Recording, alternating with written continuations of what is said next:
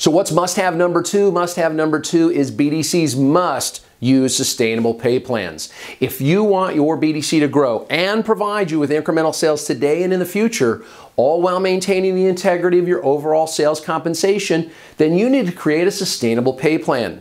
Simply put, this is a pay plan that allows you to grow your BDC without killing your net profit. First, we're going to pay the BDC on appointments that show. We're not going to pay them on sold units, and I'll get to that in a minute. And we're also not going to pay them just an hourly wage, though there generally is an hourly component to the base that a BDC agent will make.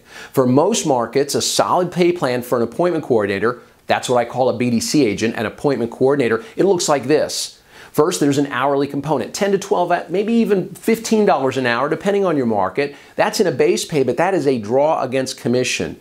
In order to have a successful BDC, they must have 100% at-risk compensation. You cannot set them up with this base pay and a little spiff for each appointment, because what happens is they start living off this base hourly wage. They start to work their pay plan and they drive no appointments for your dealership. Now, after the hourly wage, we're going to pay them a flat commission for every valid, and I'll discuss that later, appointment that shows. I generally like to pay about $50 for every appointment that shows, although each market's going to be a little bit different. And the third component to their pay plan is I'm going to give them a volume bonus, generally about $100 extra for every 10 valid appointments that show. So I'm going to pay them an extra $100 at 10, 20, 30, 40, 50, whatever appointments, all the way up to however many appointments they set. Now, the second component to a sustainable pay plan is what we pay the floor salespeople. We need to pay the floor salespeople who close a BDC appointment a reduced commission. Now, generally, this is half a commission with a full or half mark towards their volume bonus. I can live with either, but I cannot live with giving them a full commission. They simply don't deserve it. Now, the second point, this is hard for most sales managers to swallow, right? Sales managers like to argue with me in something nonsensical like, my sales rep closed the deal. He did all the work, so he deserves a full commission. No, he didn't. And no, he doesn't.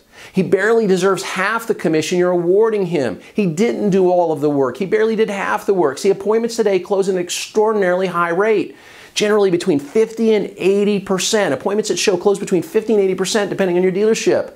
So the most your floor salesperson can argue for is that he did half the work. Moreover, the minute your floor salespeople are ready to make the calls and set the appointments for themselves, then we can talk about giving them the entire deal. Until then, realize this, we cannot sell an empty seat. Somebody has to bring that customer into the dealership, and that person needs to be paid fairly. But you know what? Let's not talk about a BDC. Let's look at this another way, okay? Let's say that one of your floor salespeople, let's call him Bob. Bob sets an appointment for a prospect for tomorrow at 9:15 in the morning. Now, overnight, Bob gets sick. He decides, you know what, I'm going to stay home. He calls Joe, another floor salesperson on your team, and he says, hey, Joe, can you take my 9:15 appointment this morning? I'm feeling sick. I probably won't be until the late afternoon. Joe says, yeah, and he sells the car. Now, how much of this deal does Joe think he deserves? I'll give you a second. Joe sold an appointment that Bob set. Bob wasn't at the dealership. Should have been an open floor, right? How much does Joe think he deserves? Half. You and I both know that Joe thinks he deserves exactly half of this deal. Not a penny more, not a penny less.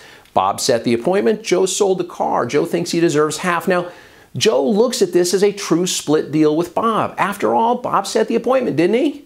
Now, why should Joe think he deserves more than half when the appointment is set by a BDC?